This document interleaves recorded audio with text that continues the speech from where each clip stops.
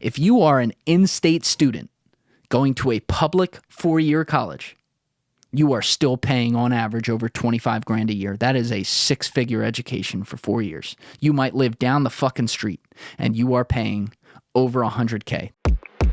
The supply is going up. To be clear, in 1980, there were 3,231 total 4- and 2-year colleges, Title IV degree-granting colleges, meaning they can accept federal aid. By 2017, that number was at 4,360. That's an increase of just under 35%. Now, while that's not quite an increase of the population, again, the population from 1980 to 2017 went from 12.1 to 19.7, which I think is like 65%. So there was a 65% increase in demand with only a 35% increase in supply. However,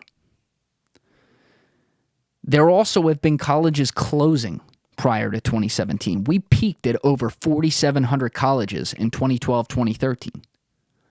So in a span of 4 years, around 400 colleges had to shutter because they didn't even have demand, which leads one to believe that the supply is plenty high enough or too high to sponsor or cover the demand.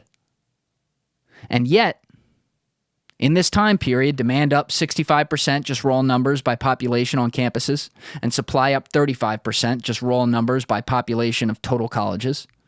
In this time period, costs have gone up 165%.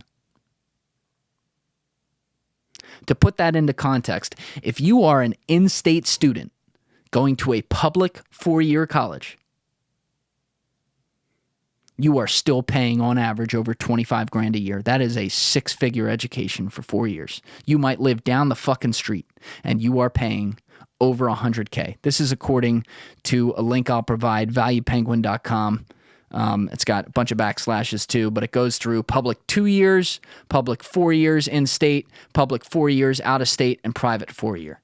By the way, if you're out-of-state, you're paying over 40 G's a year. And my God, if you decide to go to private school, over 50. God forbid you do a 5-year degree. That's a sizable mortgage at a private university. Crazy. Crazy.